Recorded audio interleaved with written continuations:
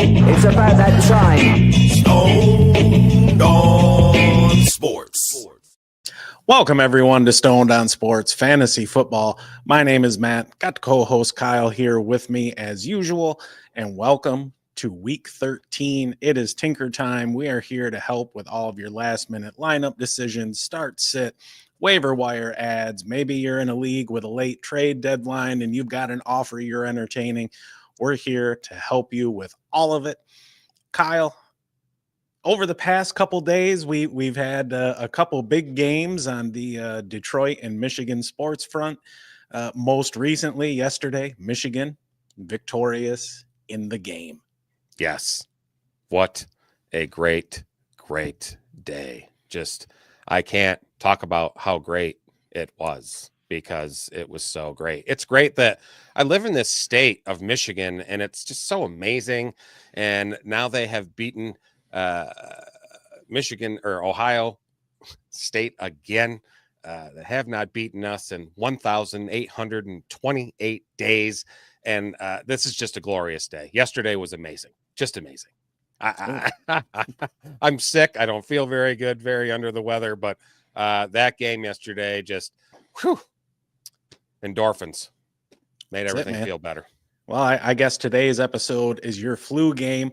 On Thursday, we had the Lions, and we got Himothy in here. Yeah. Michigan sucks. They flipped Bryce Underwood. Himothy, in the words of the $1 Million Man, everybody's got a price, and apparently Bryce Underwood is no different. Happy to see him suit up in the maize and blue with the winged helmets next year in Ann Arbor. Yeah, it's going to be great. Looking forward to that game after the Saturday after Thanksgiving already. Jacob's here in the chat. He's got a question. Joe Burrow or Jaden Daniels? Joe Burrow, he's got a tough matchup at home against Pittsburgh. Jaden Daniels is at home against the Titans. Honestly, I think Jaden Daniels is probably my top QB on the board this week. This is going to be a tough decision for you every week. Quite honestly, Burrow is playing at an MVP level. I like Daniels' matchup a little bit better, and I do like the rushing upside with him. For me, Daniels is the play. Yeah, I gotta agree with you. I think Burrow's going to have a hard time with that Pittsburgh pass rush on the edge there. That Cincinnati O-line is not very good. No, it's not. And they very rarely keep an extra guy in to help pass block either. They're usually just running their 5 offensive linemen and that's it. And we see, we see what happens. Yeah, we see the fruits and the happening. Mm-hmm. Himothy says he could have dominated the SEC, but hand that ball off for $10 million. That's fine, but we'll have that. See, now we'll have that as always, because that's just the Michigan game. And then we'll be able to, spread it out, throw the ball down the field, which, J.J. McCarthy did plenty of when asked to do so in his Michigan tenure. But this year, we just don't have the receivers or the quarterback for that matter. But it was enough. This team was built to win that game yesterday. Yes. So that's all I care about. That's it. That is it. Back on the NFL. Adonai Mitchell or Deebo Samuel. Josh Downs is out today. So Adonai could see some more targets. I still got to go with Deebo. I just don't. The snow, like the I know they're supposed to be. It is snowing there, or it is done now, I think. So they're shoveling the hell out of that stadium. So it's not like it's going to be a snowmageddon there or anything. The wind, I believe, is what is going to cause the most problem, right, Matt? Yeah, and it's not supposed to be like a ridiculous wind. There might be gusts up to 20, 25, but that's Buffalo in the winter, right? It's nothing that they're not used to. I'm going to lean AD Mitchell on this one. Deebo, his last 4 games, 4 for 71, 5 for 62, 4 for 22. And then last week with Brandon Allen, just 1 for 21. I think this trend is going to continue. It's looking like Brock Purdy is going to play, but he's dealing with that injured throwing shoulder. That 49ers offense is, I don't know, it's really just not looked right all season long. And granted, they're dealing with, they dealt with CMC's injury. It looks like Trent Williams is going to be out, and you cannot overstate the importance of him to that team and that line and that offense. I think A.D. Mitchell is a sneaky play today. He could break loose for a long one. I'm going to go with him. Nice. Timothy said, did he miss Dobbins? Yes, he must have. Fire up your... I didn't see he went on IR. I saw that they announced him out earlier in the week, and that it was going to be a week-to-week thing, but I didn't see the IR piece. I saw IR yesterday. So. Oh.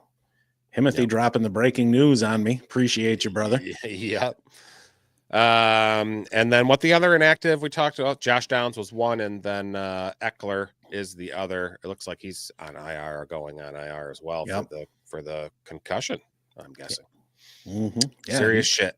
So he got knocked out. Serious. Fire up your Jeremy McNichols.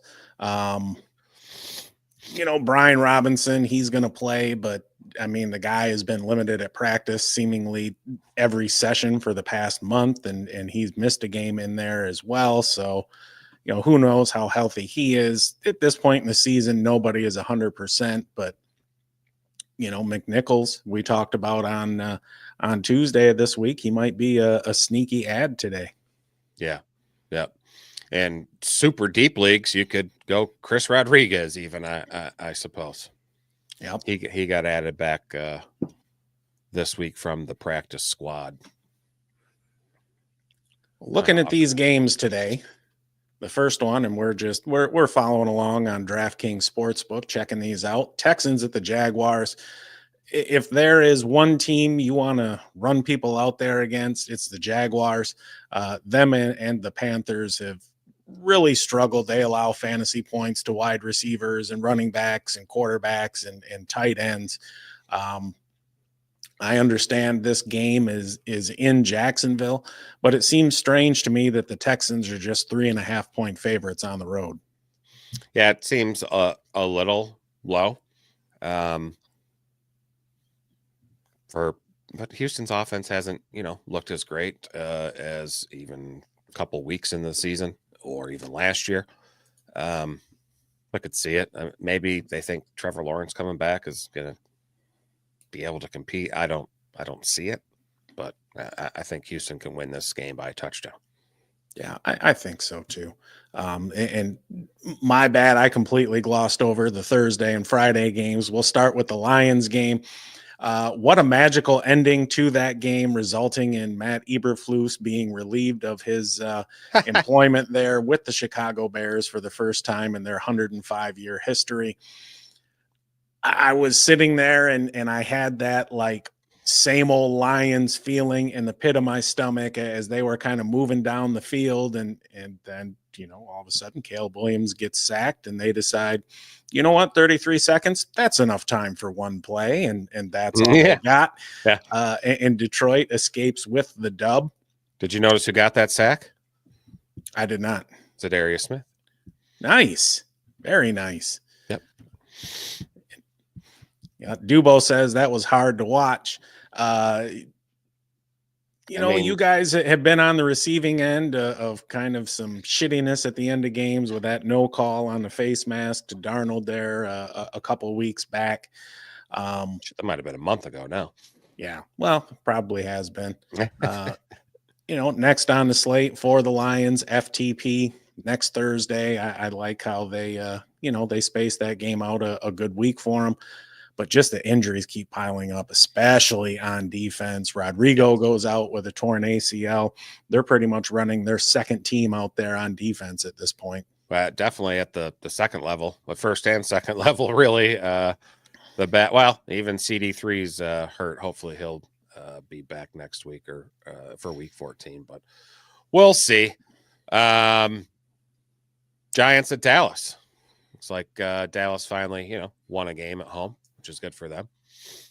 Yeah, and those are two teams that are really just calling it a season. They're playing out the string, and I get it. One thing that's surprising for me though, from Dallas's standpoint, is why are you at least not wanting to see what you have in Trey Lance? Like, you at this point, we know who Cooper Rush is.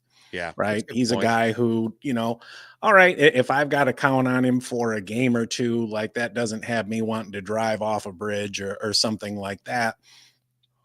Trey Lance, he's combining names, Trey Lance. Teams like the athleticism and the accuracy when he was coming out of college, and he really only had that one start. There in San Francisco's that Bears game and a damn downpour that they ended up losing. I think he's a free agent after this season too. I think you're right, but yeah, it doesn't make sense. Why not throw him out there, see what happens? I mean, I think Mike McCarthy's probably just thinking about himself, but I think he's gone regardless. We'll find out. It was a game. It was what it was. Right. The nightcap. They had that pick six that was pretty nice, but otherwise, yeah. Yeah, the nightcap on Thursday, you had the Dolphins up in Green Bay and a nice cold night game there. And look, Tyreek Hill, I'm sure, is used to playing in the cold, but it seemed like nobody else on that Dolphins team was. And Josh Jacobs has continued his late season run of just badassery. He was fantastic for our fantasy teams. And if you're going against him, well, you've got a little bit of a hole to dig yourself out of. On the Miami side, Jonnu Smith again. Yeah. And for as bad as Tua, looks in cold weather, fantasy wise, he had a great game. 365, 2 touchdowns. Hell, he threw 46 times. So for fantasy, it looked good. And yeah, Jonnu Smith's just on a tear. I grabbed him in our home league, in our big league, and benched Evan Ingram. Yeah, and Reek went 8 for 83. 6 for 83. He did find the end zone, and just based on what you were expecting from him coming into the season, I wonder if that performance Thursday is maybe his ceiling game. Yeah. Is that the highest you can count on out of him going forward, at least for this year? Could be. Looking at Miami's schedule coming up, they get the Jets at home, at the Texans, the Niners, the Browns, and the Jets again. The Jets are a team that are completely falling apart, especially there in the secondary. They've not been as good against the pass this season as they have in years past. Sauce Gardner is not playing as well as he has over the past couple of years, which is surprising. But just given the amount of turmoil that's happened there with the team, it's really no surprise. And they're just continuing their slide down the standings, 3-8. Which I don't think anybody was expecting coming into the year. No. But as somebody who had to deal with Aaron Rodgers and his bullshit in the NFC North for quite a long damn time, it's nice to see the Jets get a little taste of that. I just wish that, they could keep all their suffering and bullshit just to themselves. I don't really want to hear about Aaron Rodgers anymore, even though I just brought his ass up. That's true. All right. Raiders Chiefs was the Black Friday game. Chiefs, man. Raiders played them tough. Real damn tough. They should have won that game. But they should have. There's missed field goals. There's game scripts to follow, and they weren't going to win. And we take kicking for granted now because you hear all the time, you see these kickers just nailing kicks from 50 yards like it's nothing, and then Carlson goes out there and misses 3 field goals from 56, 57, and 58 yards, and the bar and the expectation has been raised so much. I remember sitting there like thinking to myself, like, dude, you're an NFL kicker, you should have made at least one of those. Yeah, like Fielding from that team from Ohio yesterday. He should have probably made one of those or something. But Dominic Zavada, shout out, buddy. great kicker for Michigan. He'll be kicking on Sundays. He will definitely be. Pacheco didn't look half bad. Came back. His efficiency was pretty good at 6.3 a carry. He was 7 for 44. I like to see that. In fact, Pacheco and Hunt split carries evenly at 7-7. But you saw them throwing a lot more, obviously, because they were trying to win. Sure. Because Mahomes threw 46 times. And you look at the efficiency, you talked about Pacheco being up over 6 yards a carry. Kareem Hunt, 7 totes for 15 yards. But that, now granted, he's not been a 2-yard a carry guy this whole season. No. But he's not 6 yards a carry either. He's, somewhere, 3.5, which is fine from a fantasy perspective because he was getting 20 carries a game. Yeah. And there was some touchdown equity there as well. And that's crazy that I think it was just 3 short weeks ago. We're still like thinking that Juju was going to be a good chunk of this offense, behind Hopkins, behind Kelsey, maybe third in line. And that's just not happening. Even tight end Noah Gray and the rookie there, Xavier Worthy, they're outplaying him. Yeah, they are. I mean, Juju only had 1 target. Yep. He's definitely droppable. I found myself in position of having both him and Hopkins on a team. And, as luck would have it, I had, a little bit of roster flexibility to give it a couple weeks to play out to see who the player to have is going to be. And it's looking like it's going to be Hopkins. He had another 9 targets on Friday. 4 for 90. He didn't find the end zone, but still he's up over 10 points in a PPR. And he's looking like the pass target to own there among the wide receiving core. Yeah. All right, moving to some more games. There's let's see, the highest total on the slate's the Eagles Ravens at 4:00 or 4:25 technically, but sneakily we both think Cardinals at Vikings, it's 45.5 as the total, could be just as high. Yeah, I think so too. The way to beat that Vikings defense is through the air, right? Mm-hmm. So Trey McBride, Marvin Harrison, maybe even Michael Wilson are going to need to step up. I do think the Cardinals will be able to establish the run, but I'm not looking for a big day out of James Conner. They're going to run enough to keep the defense honest, and that really goes to the identity of the team and just the way James Conner has run this year.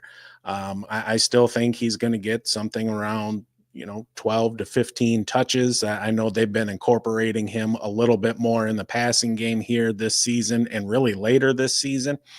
Amari DiMercato is still handling the third down work, but in seasons past where James Conner was just a 0 in the receiving game, now he's giving you a little bit of something.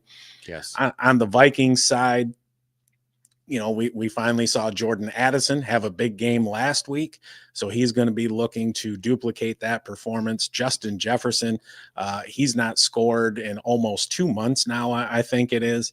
So he's going to look to get on the board there. I think that's a game that has a damn good chance to go over that 45.5 total. Definitely. I totally agree with you on that one. Definitely. What else we got? We got a question here. Holy shit. In the chat. Do I trust Taylor Hill or... Oh, the thing just missed on me. That's weird. Or Dallas Goedert. Jack House, welcome to the show. Taylor Hill or Dallas Goedert? Is Devontae's playing? No, that's not till later. Ooh. Yep. Shit. I'm going to go with Taysom Hill just because Derek Carr has nobody else to throw to. If Devonta Smith is out, I imagine he's going to play. That's the way you beat that Baltimore defense is through the air, right? Mm-hmm. That's just what you've got to do. And Goddard, he really only performs when one of Devonta Smith or AJ Brown is out. But even this season, when Smith missed time and when AJ Brown missed time, really it's the other receiver getting fed. Yep. Good stuff. Good question. Good luck, Jack House. Whew. Let's see. We talked about Texans Jags? Yes. Touching on it briefly. Titans Commanders. Titans and Commies. I think that's another game that could sneakily put some points on the board. Will Levis has been playing better lately. Yes. I think he's been up around 17, 18 fantasy points for the past 3 games. Calvin Ridley has finally contributed something.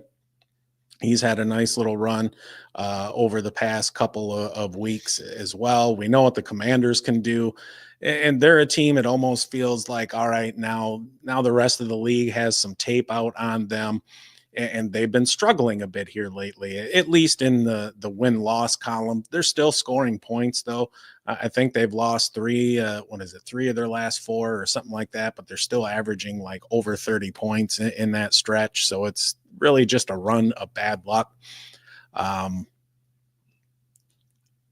the run side, I know we touched on Austin Eckler being out on IR with Jeremy McNichols and Brian Robinson there carrying most of the load on the Tennessee side. I think this is a great matchup for Tony Pollard today. If you've got him, I think he's someone who could get you a top 10 finish as well. All right. Extended Mag's got one question, only one. We'll see if that's true. Ask all your questions. We don't care. Multiple questions are fine.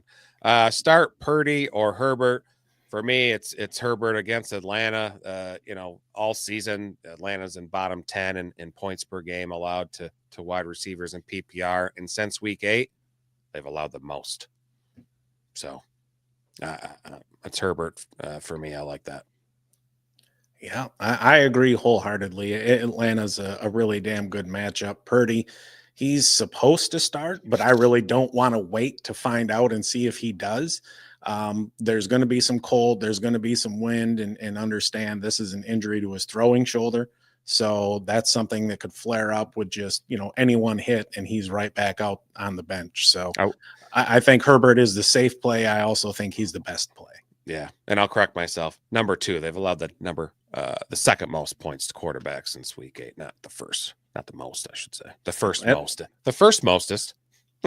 That's reserved for the Cleveland Browns somehow. That definitely you talk about a defense that's falling apart. Yeah, no kidding. God, there always were a great defense to use on like DFS. I loved it. They're somewhere $3,000 or $3,200, and I'll pay that for something like that. But this year they're not really usable. Nope, they sure ain't. Which is a bummer. Let's at Steelers Bengals. I really I like this game today. I think it's going to be typical, very cold and AFC North football. And I like Pittsburgh in this game. They are actually +3 on the road there. But I like them to win this game. Yeah, I agree with you. I saw that line that Bengals -3. I'm like, I don't really think so. Yeah. But we are talking about another AFC North December division game. We saw just 10 days ago, a couple weeks ago, the Steelers and the Ravens out there in a damn rock fight. We've seen the Steelers and the Browns in a snow game. Now there isn't supposed to be any snow. It's just going to be cold with a little bit of a breeze. But again, these are AFC North teams who are used to playing in this. I think the Steelers have a good chance of winning this game. I'll agree with you there. And I think we're probably going to see the total come in under the 46 points as well. Yeah. Let's see. Ronald Mikos is in here. Devontae Adams or BTJ, full PPR. He needs a safe play today. Houston's been hemorrhaging points to wide receiver since week 8. Yes, they have, and we saw the connection that Trevor Lawrence had with BTJ all season long, especially deep. Devontae Adams, I get the temptation of that, right? Because he's going to get right. He's Devontae Adams. He's going to get 8, 9, 10 targets. But what is the quality of those targets? The Jets have looked like absolute crap over the past month and change. They fired their head coach and like haven't won a game since. But you know, it was his fault. You know, I'm going to go. I'm going to take the rookie Brian Thomas over Devontae Adams. I agree. Yep. If I think the safe play is that Houston just they're bottom 5 in points per game allowed since week 8 to wide receivers. So let's see. Extended Mags. If you got to my question, can you repeat it? He got ads. That was the Purdy or Herbert. Herbert all the way for sure. Yep. Fantastic matchup. He's not injured. Purdy dealing with that injury to his shoulder. And, you know, that's a game, you know, we can't really be amazing with the weather at this point in the day, but it's looking like all the snow is going to be moved out, but it's still going to be cold and pretty windy there as well. So that could affect the downfield passing game. I think. And Trent Williams. Yep. Trent Williams is also likely to miss the game if he's not already been declared out. That's just a recipe for a Bills victory. Yep. Go with Herbert. Yeah. And Ronald says, thank you, gents. Just eased my anxiety on a crucial win week. Good luck, Ronald. Every week's a crucial win. Hey, man. Ugh, we got 2 weeks of the fantasy regular season left. Yeah. Yep. It's coming down to crunch time. And there's a big ass bye week next week. Like, it's huge. For those of you that need to bank wins, this week is massive. It is. Dubo, do you like BTJ over Garrett Wilson then? Yeah, I think I would take Wilson over BTJ, but it's very, very close. Yeah. Because Devontae Adams and Garrett Wilson have been seeing a similar target share between the two of them. I think they account for like 65% or something like that. But Garrett Wilson's been much more productive with his targets. Yeah. And he gets moved around the field more than Devontae does. But those are 2 damn good options, Dubo. Come on. What the heck? I'm trying to look at the target share right now. Oh. And it's just a spinning. Probably because I got too many windows. So Ronald's asking, who do we have winning the Eagles-Ravens game? I don't know. I do not know. That is a really interesting matchup because the strength of the Eagles offense is going into the strength of the Ravens defense, and that's running the ball on the Ravens run defense. And sometimes I wonder, like, is Jalen Hurts really a good enough passer to be able to really take advantage of a subpar pass defense when he absolutely has to? I think he is. You know, he's had some decent passing games, and you look at the numbers and the box scores, and it looks fine. But it comes back to something, you know, that you and I have talked about for years and years, and that's operating an NFL offense from within the pocket. Now, he's gotten better at that. But I'm talking just from a strictly an execution standpoint. On the Ravens offensive side of the ball, dude, like this is a bad matchup for them across the board. That Eagles defense, speaking as a unit, has been playing fantastic football over the past, we'll call it 6 weeks. And we remember what they were 12 months ago, right? Mid-season towards, you know, like they were just, oh my God, great in the first half. And then just fell apart, just got regressed each game, actually. Yep. Ugh, ugly. They've turned it around. They hit on a couple picks. But it's in Baltimore. I'll say the Ravens win. Well, I know a lot lesser teams have gone into Baltimore and won.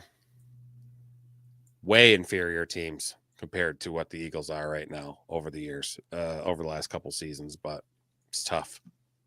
I like the Eagles in this one. Oh, shit. Yep. Weird. I don't really like the Eagles, but. Well, that and speaking strictly from a Lions perspective, we could use an Eagles loss for a little bit more cushion. That's in true. The race for the 1 seed. That's true. Yeah. Yeah. My heart says, yeah, that would be great. My brain says, I think the Eagles might win. No, I think it's going to be a hell of a game either way. It will be. And it's like I'll probably have Red Zone on one TV and still watch that game as well. Later this afternoon. Yeah, I mean, you want to make sure you can see some of that Buccaneers-Panthers game. I don't know why in the hell they got the 4:00 slot. I don't understand that either. But Seahawks, Jets. Jets are a dumpster fire. I think the Seahawks could steal one. They're +1 there on the road. I think they could go in there and steal one. I think really, just they can go in there and win it. I always think about teams from the West coming over to play on the East Coast in a 1:00 game because that's like essentially them having a game at 10 a.m. And look, the Seahawks, they pass more than anybody else, and they're going to attack that secondary. They get DK back. JSN has really shown over the last several weeks that he's going to be that dude, right? You know, he didn't do jack shit last year. Part of that you can blame on Shane Waldron there and the offense that he ran for them. But this year he's been absolutely unleashed, and we're seeing just the results of that. The Jets are headed nowhere fast. You watch them play. When you watch the offense, there's no cohesiveness to it, right? It doesn't seem like there is an actual strategy for the game where I'm using plays and formations in the first quarter to set up a call in the third or fourth quarter. Like I don't really see any of that. It looks kind of like they're just doing whatever Aaron Rodgers wants to do, and he's calling the game on the fly, and that's not working out well for that team. Yeah. Ronald's got another question. Juwan Jennings or Mooney this week? So Brock Purdy is expected to start. It was announced this morning. It just feels like more of a ground game there with the weather. And his shoulder, it was his throwing shoulder, right? Yes. So I just don't see a big week out of him. Yeah, I mean, the one thing going for Jennings is the target share, right? Because he's been getting peppered. At the same time, since week 8, the Chargers are giving up the 4th most points to wide receivers. Like you just can't ignore that. Yeah. That's a game. They flipped. They did. It's a game in out of the elements. We've seen Cousins and Mooney have some chemistry early this season. I mean, shit, for a while, Mooney was giving you high-end wide receiver 2 output. And I think he gets back to that this week with a good shot to find the end zone. I'm going Darnell Mooney. Yep. Agreed. I love it. Great call. Good luck, Ronald. Good luck. So speaking of Mooney, the Falcons, the Chargers. So the Chargers head to Atlanta, another team on the West Coast, headed to the East Coast. With Dobbins on IR, how do you see the share there between Edwards and like Vidal?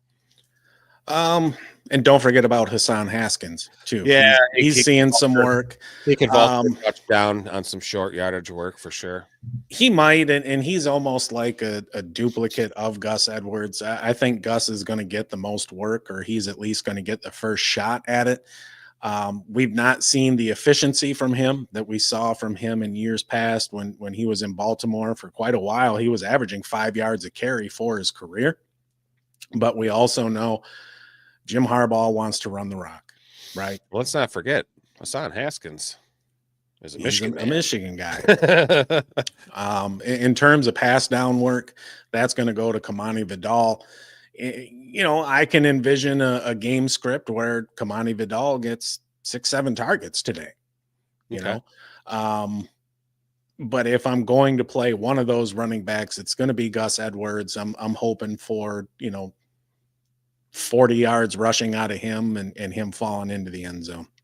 Yep, I agree. But I think Herbert's a great play. I like Ladd McConkey. Quentin Johnston, you can play if you have to. Will Dissly is a solid play at the tight end position. On the Atlanta side, like both the receivers, Kirk Cousins, you can use him. Obviously, Bijan is an every week starter. Tyler Algier is good for 2 or 3 games throughout the season where he gives you back end running back 1 output, high end RB2. I don't necessarily think it's this week, but there are people out there who are having to start him because he does reliably get around 10 to 12 touches a week. So in deeper leagues, that's the viable flex candidate. And Kyle Pitts? Never trust people named Kyle. They They don't do anything for you. They don't do anything. All right. Colts, Patriots used to be a hell of a matchup back in the day. Hell yeah. This was the shit back when we were cool. Yeah, no kidding. So they Colts are favored -2.5 in New England. The total's 41. What can Anthony Richardson do? The damn Patriots defense has been passed the hell on like lately. They have Passed the hell on. It sounded so bad. Brain fog, sick. Yeah. I see that being a low scoring affair. Lots of running. I think Ramondre and Jonathan Taylor are halfway decent plays. I like Drake May. He gives you some nice rushing output. I think as Jonathan well. Taylor's more than a halfway decent play. I mean, I think he's a must start every week. Well, sure. But on any given week, he might be a shitty play, even though you're going to start him. Sure. I think he's a halfway decent play this week. Okay. Anthony Richardson, look, it is what it is. If he runs, you're cool. If he runs for a touchdown, you're even cooler. But games where he's dropping back 35 times and throwing, no, absolutely not. That's not what he needs. I understand you want to get the man reps, but that is not a path to success for the Colts. And yeah, Drake May. I wonder how much he'll get on the ground today. He's been getting a lot on the ground lately. Yeah, he has. He's awesome. All right, we got a couple questions in here. Danzel Barrett, welcome to the show. Sam Darnold, Richardson, or Geno today? Ooh, that's a good one. It is. I think AR has the biggest upside of any of those three. So if that's something you're chasing, he's the pick. I think Geno is the safest pick. Okay. I think Geno's going to give you the highest floor just because of the volume and you've got DK back, JSN's doing well. Tyler Lockett is still doing a good job this season, even if you're not seeing the numbers that you used to. So, yep. Go with that. And follows it up with Jennings, Gus, Chubb, Ingram, one running back, one flex. Ugh. I'm going to go Gus over Chubb, but neither one is really a good option. They're both very, very inefficient. I think Gus has a better shot to see more volume than Chubb does. Out of the remaining three, Jennings, Chubb, and Ingram, I'm going to go Evan Ingram on this one. Okay. I think that game script is going to dictate that Ingram gets, between 8 and 10 targets today. Okay. We got someone else here from the Twitter RNG. Start 2, JSN, McConkey, or Devontae Adams. Ooh. I'm going to sit Adams. I know it sounds strange. PPR? So if it was a full PPR, you still sit Adams? Yeah, full. Just out of curiosity. We don't know, but does it change your mind that he could possibly just get, at least 8 points from catches? I think the genie is out of the bottle with both McConkey and JSN and just the state of affairs there with the Jets. Sure, we all know Devontae Adams can go 10 for 150 and 2 any game, right? Any game at all. I just don't think this is the week that he does that. And I don't know if we're going to see him do it again this season, to be honest with you. You're probably right. Good luck. Yep, JSN and McConkey. Let's see. NFC South matchup. Bucks at Panthers. Ooh boy, so exciting. Could be some points scored in this too, with how well the Panthers have looked a little bit better offensively, and the way that you can pass on the Bucks, and just Baker Mayfield's a very good quarterback, and they're really looking to get back on track there in Tampa. Yep. I think Mike Evans is going to get fed. They want to try and get him to 1,000 yards, and Carolina's a damn good opponent to do that against. I love their running backs if Tristan Wirfs plays. If he does not play, then I kind of want to stay away from their running backs there. Carolina, like, you can see improvement in this team, and obviously you're seeing that, with their record. They won a couple games. They played Kansas City close. That Buccaneers defense isn't keeping anybody up at night. Chuba Hubbard has looked pretty damn good. Bryce Young, ever since his couple game benching, has come back with a little bit more poise. That offense is executing a little bit better as well. You could see some points on the board here. Right now, the Bucks are -6.5. I think it's probably about right. If I was going to bet this game, I'd probably, I'd buy down that spread a bit. Yeah. Total 46, I think, is about spot on from what we can expect. Yeah, it might go a little. That Bucks secondary is bad again. They're hurt again. They lost their safety Jordan Whitehead to IR this week. The Tyke Smith, their cornerback, is already ruled out for the game. See if Bryce Young can take advantage. We'll see. I don't see the Panthers winning this game, but I think they can keep it close. Extended mags. I'm pulling for your Steelers. I'll just say it. I've always been kind of a closet fan, Steelers fan, I guess you could say, from way back. Jeez, God, I remember when Cordell Stewart played for them. Oh God! Don't remember when. It makes us sound old. I know. God, it was so long ago. But yeah, I don't openly root for the Steelers, but I do like those games. And those AFC North games are always good. They remind me of NFC North games. Mm-hmm. Very much so. Yeah. Defense, run the ball. It's cold as hell out. Figure it out. Yeah, I've got a lot of exposure to Chase Brown this year. I'm starting him with tepid confidence, I guess. Yeah. I think this is another game where like he's going to make his hay through the air. Fuck